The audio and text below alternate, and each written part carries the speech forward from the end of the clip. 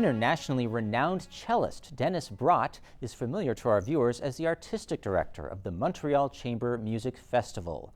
But in March of 2020, at the beginning of the COVID-19 pandemic, Brott suddenly had issues to deal with that were even more intense than coordinating a large festival with musicians from all over the world. The musician was facing his own mortality. And he joins us now to share his story. Hello, Denis.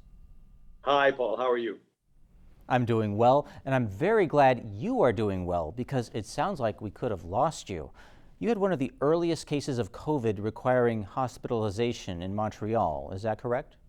Yes, 100% correct. I was concertizing in Europe. I teach in Amsterdam at the Netherlands String Quartet Academy, so I make 5 trips a year there and had some concerts. And so it was a usual trip for me. Came back on the 11th of March. This is 2020, of course. And by the 13th of March, I had an aggressive fever, let's put it that way. It took me a week until I could get a test. And I was literally writhing in bed with this fever. I finally got a test 1 week later, went to the test site to discover a line of 300 people. And after about 2 hours in this line, I collapsed and I lost consciousness. And it was the best thing that could have happened to me because suddenly there was the ambulance and the emergency crews, and they took my vitals and took one look at me and said, send this guy to a hospital. And there was not far from where this test site was here in Montreal, a newly opened world-class hospital called CHUM, which is an acronym for the Centre Hospitalité Université de Montréal, CHUM. And the next day, I was up in the ICU and was put into a coma. And of course, that is a no man's land. You don't really know what's happening to you. You're not conscious. I was intubated. I had to breathe with a machine, you know, the things you hear about COVID, severe COVID cases.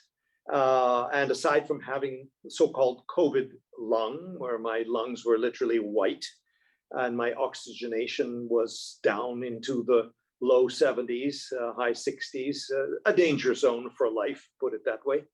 And then I developed a bacterial infection, and then I had other issues. Long and short of it, it was not a happy time. I was intubated and stayed in that coma state for 32 days. Again, Denis, I feel like we are fortunate to have you still with us. One thing that always made me nervous about the thought of a coma is the feeling that I might start having dreams and just never seem to wake up from them. I know you had a drug-induced coma with some pretty strong medicine. Do you have any memories of this time? They're more like nightmares or delusions. It was kind of like, let's say, a sort of, I've never taken acid in my life, but I would imagine that an acid trip might be something like that, otherworldly. And I remember feeling like I was imprisoned, like I was tied down. At one point that I remember feeling as if I had been buried alive, feeling like I was entombed, in other words, feeling like I was hanging on to the bottom of a railway car, traveling over the tracks. I was in some foreign land. No one spoke English. I heard the call of the minaret to prayer, but everyone I saw that I have a recollection of was a human with a sort of bug-like face. And when I think back on it, and in fact look at images of people treating COVID patients, I can easily understand why, because the gear that they wear, the goggles, the masks, the sanitary protective gear that the physicians and nurses wear who are looking after you sort of resemble an otherworldly figure, a sort of insect or what have you. So I have those recollections. Wow, those are the kinds of dreams you'd be better off not remembering. How was it to have these dark moments and a sense of helplessness? Well, it's otherworldly, Paul. It's a sense that you have certainly, I've never had that before. Did I see a shining white light? No. I only experienced panic, severe panic. And I had no sense of time. So when they tell me it was 32 days, it could have been a year. It could have been 2 days. I had absolutely no sense of what day it was. It seemed almost timeless, actually. There was no sense of day or night. There was no sense of rhythm to life. So it was a suspended animation, I guess, which is, if you think about it, what a coma is. Well, I'm relieved to know you woke up from that drug-induced coma. How was it to wake up? When I came out of the coma, I didn't know what had happened to me. I didn't know where I was. I was disoriented. They tell me I tried to pull tubes out of my body and became sort of aggressive, angry, which I can understand. I remember being restrained, and that was one of the worst conscious experiences I had after COVID. Of course, they had to do that for my own good, so to speak. But when you're put in a straitjacket and unable to move, the sense of panic, and particularly given what I had been through and not having anyone around that I knew or was able to communicate with, that was dramatic. It felt like a sort of torture, I guess. You wrote me in an email last year, take every precaution you can. You do not want this virus. I can certainly understand why you wrote that. When you awakened, what were some of the physical changes you noticed? The various side effects of COVID, in my case, aside from having lost a great deal of weight, 25 kilos, you lose muscle mass. You're not able to stand up. You're not able to eat by yourself.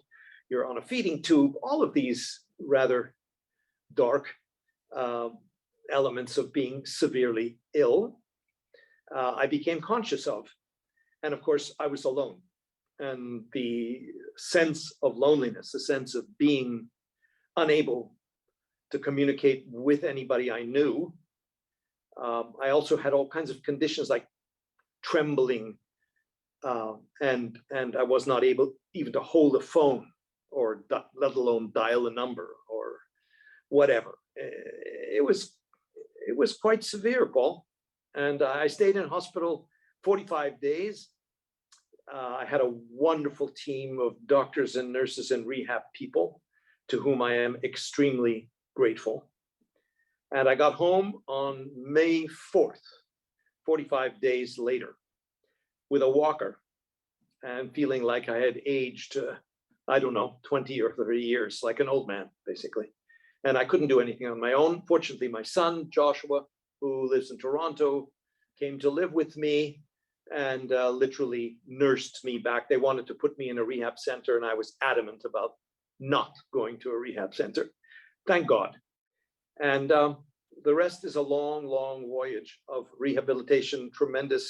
It's taken tremendous courage, but I'm a stubborn sort of guy and have a tremendous will to live. So there you have it. You have a will to live, and don't you have a new perspective on life now after surviving a nightmarish situation? That's a big question. It certainly changed me in a very, very profound way. The rehabilitation part and the sort of getting my strength and my abilities back, physical abilities, simple things you take for granted, putting on your socks, walking, taking a shower, these things that are, normal things we all do and don't think twice about. Suddenly I was an invalid. So, that makes you angry. It's frustrating. It's debilitating. You feel an absence of empowerment, and you feel a disconnection. But look, I was determined, and I am determined. It is not over. I would say I'm 90% of the way there, meaning I'm 90% back to where I was before. Getting there has taken courage I didn't even know I had, strength I didn't even know I had, persistence, and a will. So it's changed me in terms of appreciating life. It's changed me in terms of what role music plays in my life. This is an urgency to get back to where I was, and an urgency to give back through music. And there are so many ways, Denis, that you do give back through your teaching, conducting, finding funding to support projects with young, talented musicians, and of course your cello playing. How was playing the cello for you after you got home from the hospital? When I got out of the hospital, Paul, I couldn't hold my bow. I mean, my hands were literally like this, like a Parkinson patient. And I was unable, I was totally unable to even hold a pot, It was remarkable when you consider it. About 3 weeks after I got home, I said, well, I got to try to play the cello. And, put my fingers down on the strings. And it was so painful. It was like putting my finger on the edge of a razor without it actually penetrating your skin. That's what it felt like. It's so sharp, so piercing. I had tremendous nerve pain. So getting the courage to go to the cello and starting, with 3, 4, 5 minutes and repeating that and getting my muscles back. I'd lost all my calluses on the end fingertips of my left hand, and getting the stability back into my bow. So the trembling took, I would say, 8 months to stop completely. So getting back to the cello, I was determined to do it. And actually, I ended up playing something I've done every year for, 40 years, is play the wonderful melody by Max Bruch called Kol Nidre, which is part of the Yom Kippur service in the Jewish faith, the Day of Atonement.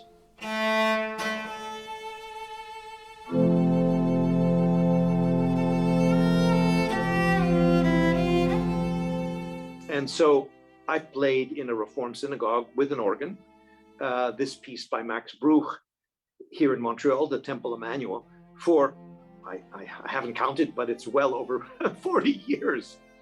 And I wasn't about to miss that.